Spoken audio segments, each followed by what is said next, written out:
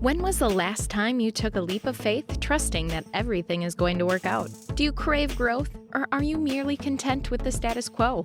If you want more out of your life, out of your career, and out of your relationships, you are in the right place. Take the leap and discover how to create a life by design rather than living it by default. Real success starts with you. Now here's your host, Colleen Biggs. Hello, listeners, and welcome back to another episode of Take the Leap. I am your host, Colleen Biggs, and we are on episode number 216 today. And as I've been saying, I love the weather. I'm really enjoying the holiday season. I think we all need this time to connect with family and slow down. And my favorite thing is just having conversations over food, breaking bread with people in our neighborhood and going to holiday parties and having some time just to spend with our loved ones and with our neighbors. It's just my favorite time of the year. We had some friends over yesterday and I asked them, what is your favorite holiday tradition? And it's always nice to hear what others' holiday traditions are because we've all been raised in different cultures and have different traditions and celebrate different types of holidays throughout this time of year. So I love, love, love to understand more. I actually, about 8 years ago, got to visit one of my clients during Hanukkah. And so I was able to celebrate Hanukkah with her and her family. And that was the first time that I ever really learned about the traditions of Hanukkah, the gifts and the food. And that was a lot of fun. And I think we need to expand our horizons a little bit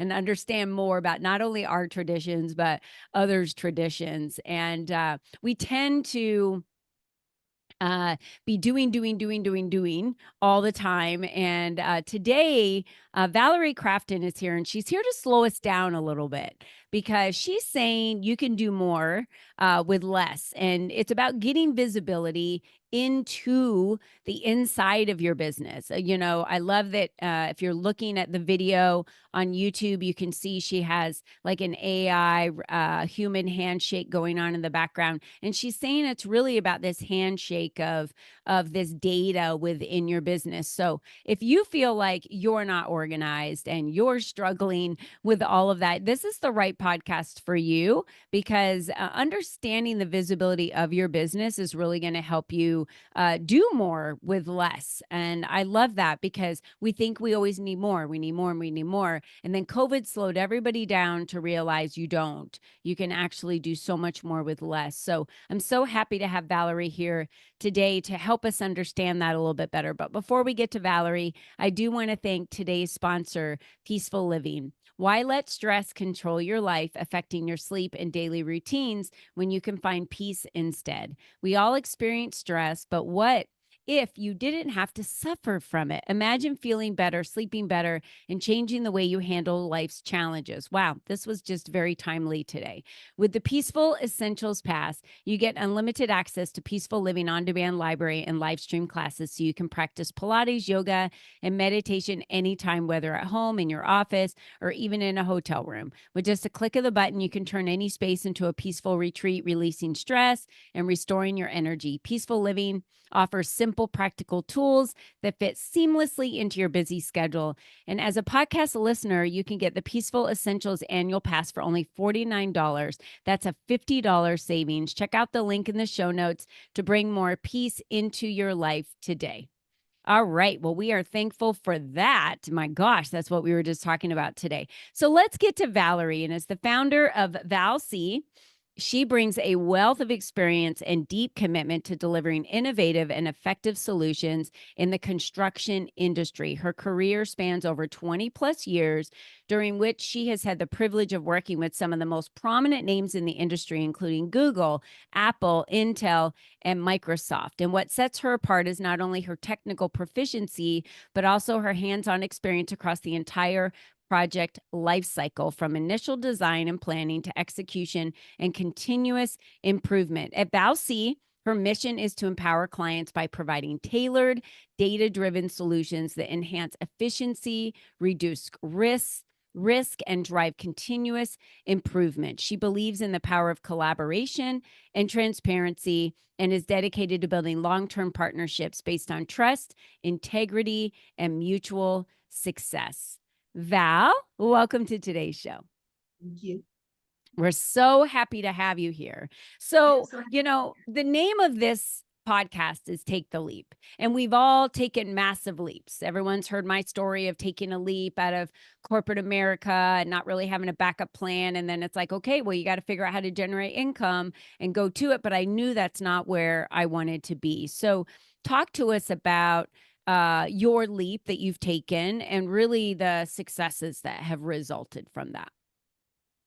Yeah. So I'm going to be a little vulnerable here just because I'm trying to get better at that. Love that. I mean, I've been taking leaps my whole life. So taking a leap to start my consulting firm wasn't the biggest challenge I faced. I believe it's going to be one of my record-breaking successes that I've Yeah. taken. But that's because it was really a continuation of a lifelong journey shaped by really overcoming adversity. I grew up in humble beginnings, marked with homelessness, single parent household, uncertainty where my next meal was going to come from. And so these experiences really instilled in me a drive to achieve what often felt impossible. And so, as a teenage mother with no support system, I defied the odds. I putting myself through college while raising a child on my own, escaping domestic violence and rebuilding my life required resilience, determination, and unwavering belief in my own ability to create a better future.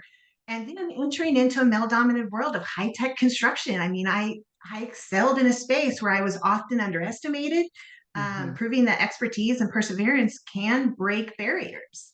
So, starting my consulting firm was not just a leap of faith, it was the culmination of these experiences. It gave me a platform to leverage my hard earned knowledge to drive Mhm. meaningful change in the construction and high tech industries. And it really allowed me to start giving back to my community. I mean, every challenge I face has prepared me for this journey. And I am totally committed to empowering others to realize their full potential as well. I love that. And, many of the listeners have heard the challenges that I've had and faced the same. I feel like we were cut from the same cloth. And people ask me all the time, Val, like, where did this drive that you have to succeed, to be the best, to really just get out there and never give up. And I do think it comes from that past that we share and that resilience that we have we, that we possess based on our circumstances. Because when you have a child as a single mother, you there's just no other uh there's no other choice but to protect that human.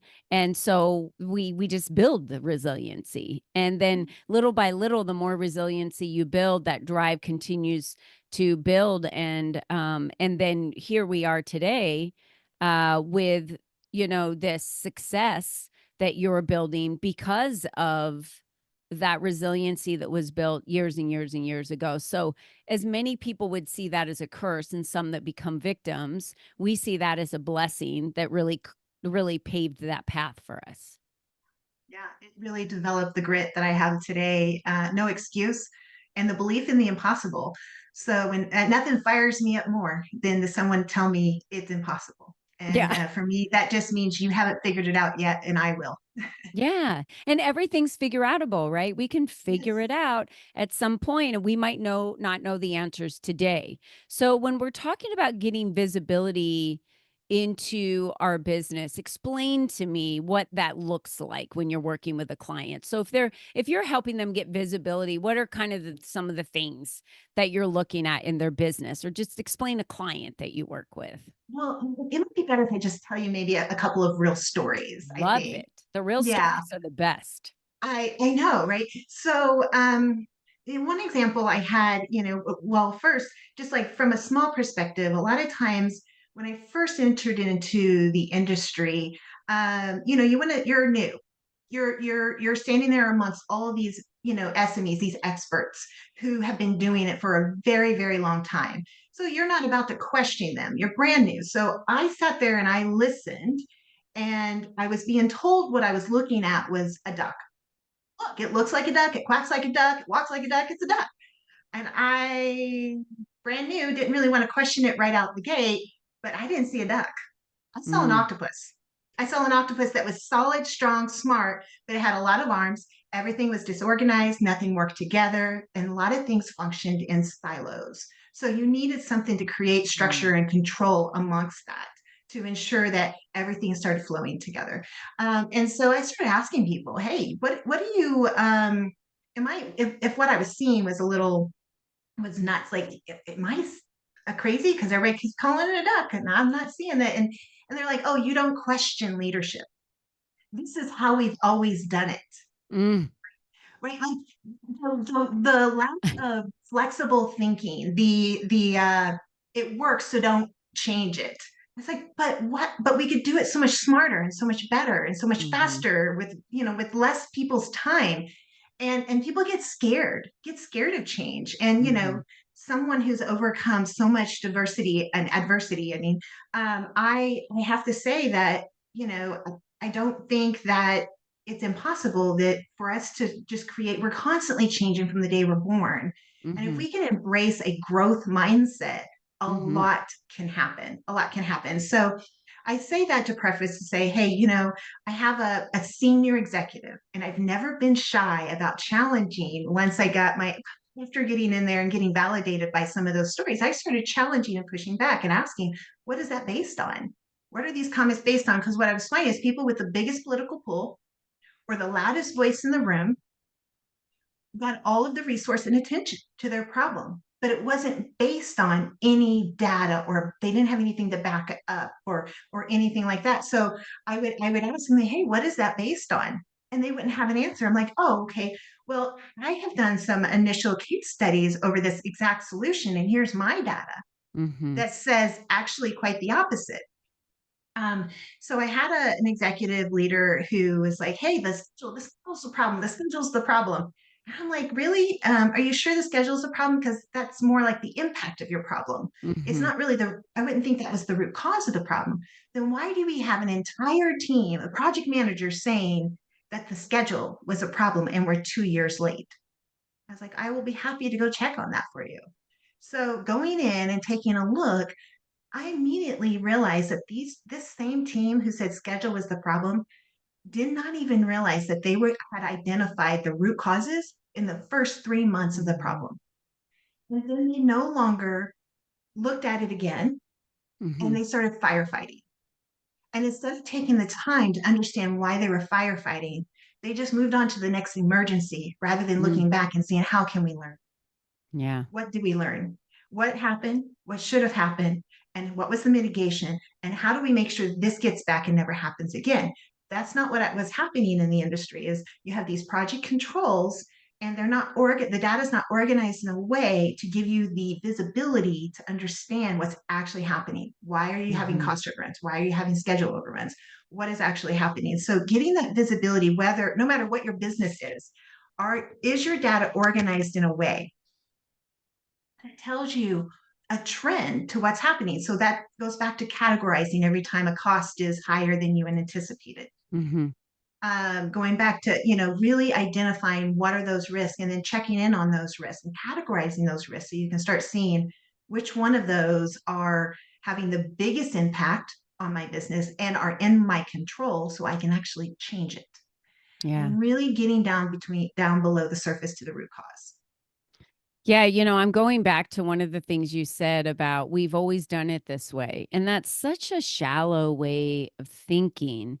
And I've asked questions a lot like, why do we do it this way? I remember just working with admins, in a company I was in. And I would say, well, why do we do the process this way? Why? It just seems like there's 18 steps and it should be two and nothing's automated. So why do we do it this way? Well, because that's just the way I was taught. Okay. So How do you think, I love to challenge other people. How do you think, because you do this job every day, how do you think we could change this? What do you think some shortcuts could be, or automations could be, or what's taking you time? And, somewhere, sometimes, and I don't know if we want to talk about this, Valerie, maybe it's just a comment I make, but I find that people don't want to change the way they do things because then they don't feel like they'd have something to do, because then it becomes so automated. And I've heard that from people that work for me. Well, if I don't do that, then what will I do? It's like, oh, I have plenty of other things that need to get done, but I don't need your man hours working on something I can automate and or hire out and have an outside team work on this, that's their expertise, when I have some other things that I feel like are better suited for your skill sets. Well, it's interesting if you, and that's why so many folks are scared of AI. They're Mm-hmm. afraid that it's going to replace their job. And what's funny is we've had AI I around want it since. to replace my job. Is anyone else raising their hand saying, I want it to replace? I want it to do everything that I do in a full day. That would be amazing. Well, what's great about technology is once we've developed technology, Yeah. new jobs arise. Mm-hmm. And you have to just be in control of, am I educating myself? Am I upskilling myself? Don't let someone else do that for you. You need to drive what that looks like. Back once upon a time in the United States, farming, right, was the Mm-hmm. number one job you can have.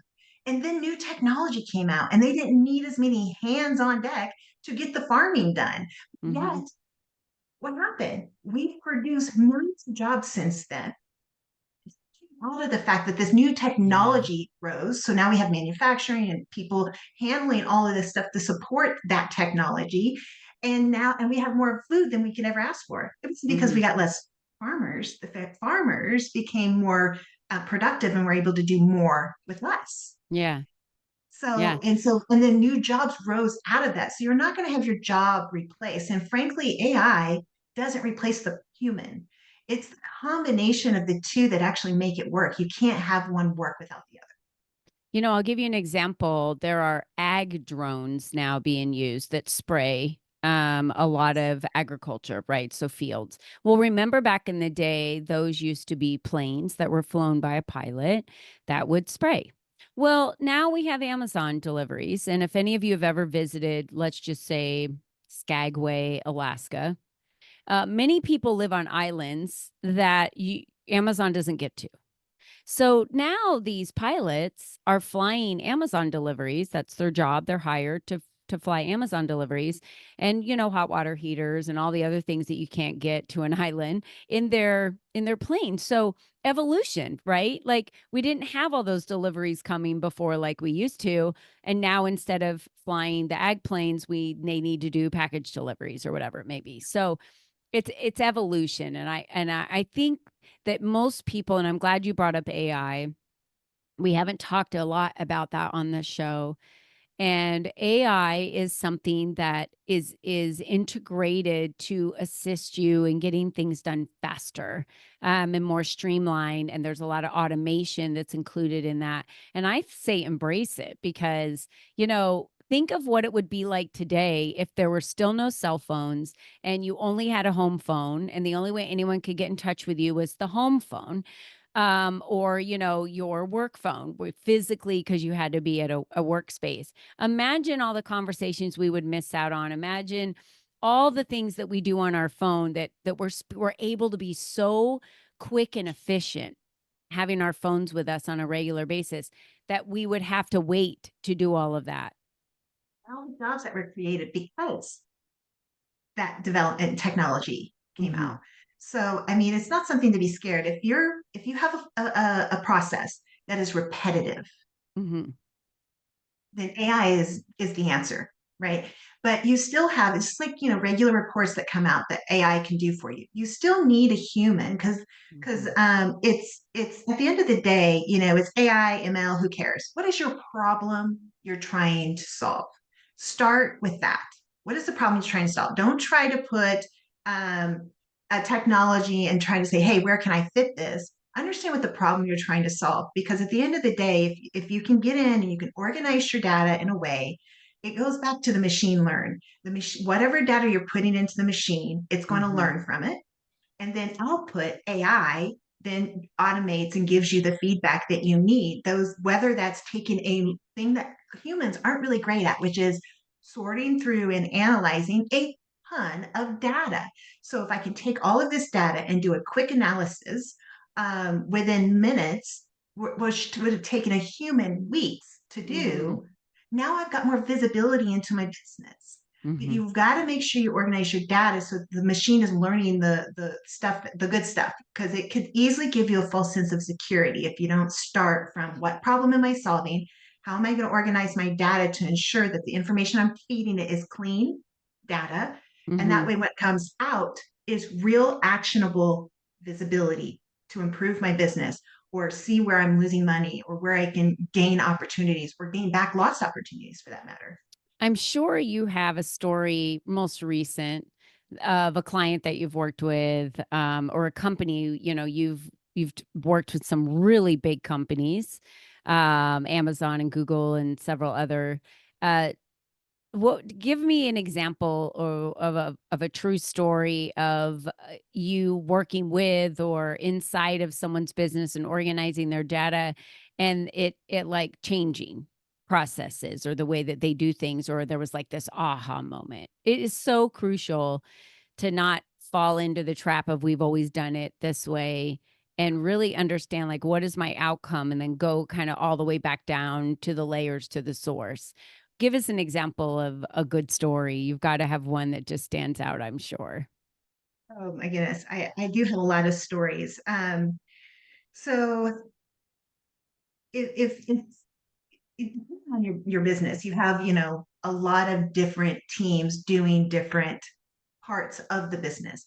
And so there's a level of cross-functional alignment that has to happen. And most businesses, when they start off, works really, really well when they're small Mhm. and everybody knows what to do. And you probably don't even need a standard operating procedure to make sure everyone's doing what they need to do because the team is small. Everybody communicates and coordinates. But what happens to a successful business is they grow very, very, very fast. And what happens when they grow very fast, they go from, hundreds of thousands to hundreds of $1 million. And guess what didn't happen in between is they didn't develop um, those standard operating procedures and the data tracking and all those things. Mm. So one of the things I come in and do is I'll go in and I'll do an analysis of your project controls. Like what's going on? Where are the opportunities to automate? Where are the redundancies? Where do you have two people doing the same thing? Mhm. Where can we take this and centralize it into one point Mhm. and then we can categorize it in a way that gives you the visibility to know, okay, I actually am creating bottlenecks for my business now instead of how do I make sure that, oh, let's open up the flow and let's get rid of these steps. Let's get lean processes in place and do Mm. more with less. And being able to organize the data, say, hey, what are the lessons learned database is really what I'm talking about. What are the lessons learned database that we're feeding back into it? Building an app so that folks who aren't necessarily in front of a computer all the time, like maybe your BD people, you have a Salesforce, but then they put notes in there. But does everybody who needs to know about that in your business getting access to it? No, you can feed that data into a centralized database and categorize it, automate it so that everybody in the business who needs to know automatically gets that feedback from your customers. Mm. It's not too late. And next thing you know, you're getting pulled in because you're doing a firefighting moment.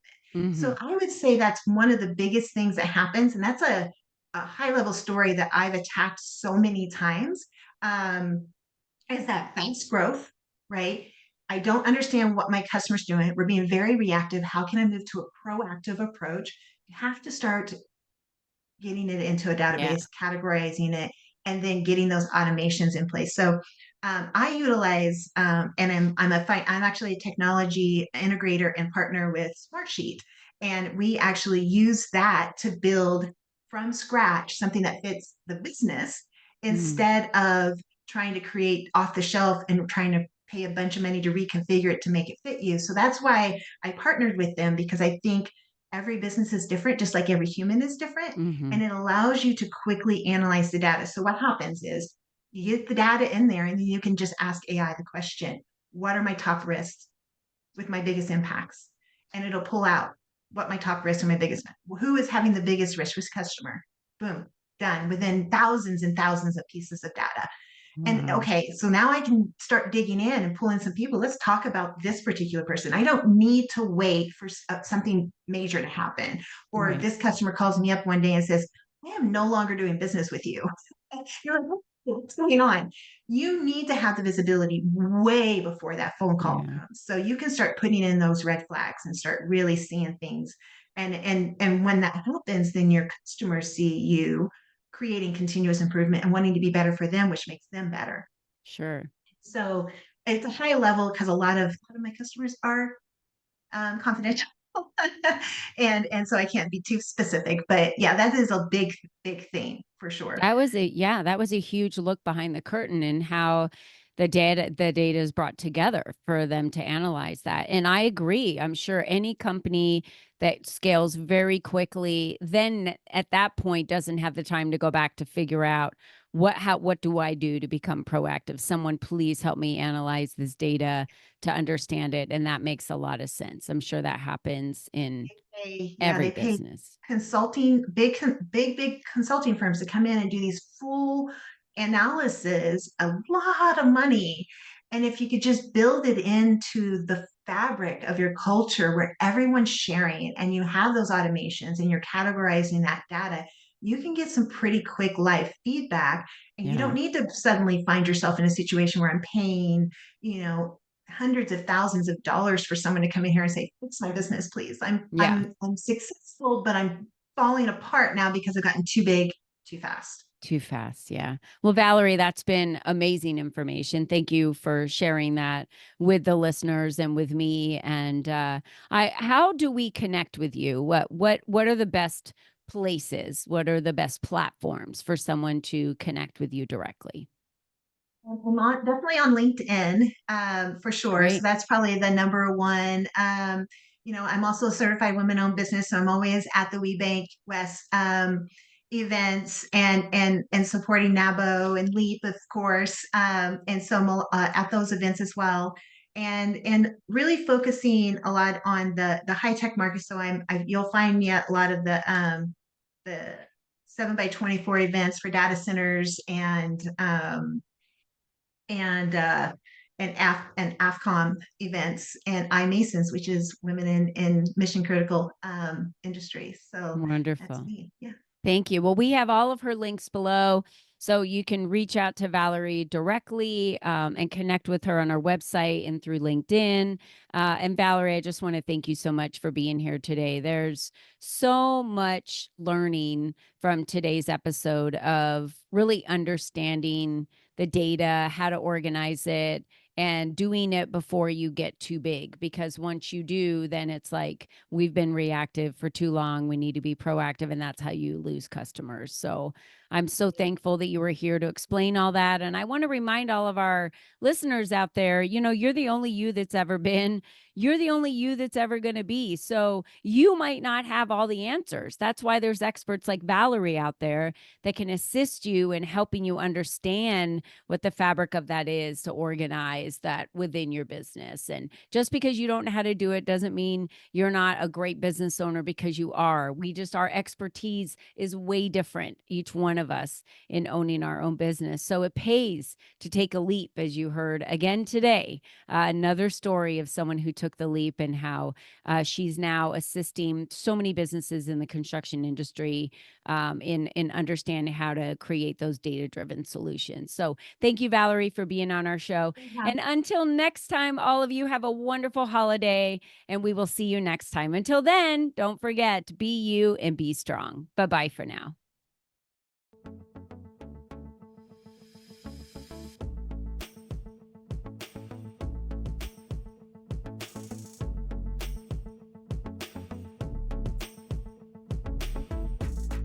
We hope you enjoyed our show today, as our guests shared their secrets on designing their life by taking the necessary leaps to expand their influence and attract the right people and clients into their lives. To start these easy steps for yourself, be sure to visit www.colleenbiggs.net/freebies to download the 7 ways to increase your exposure today.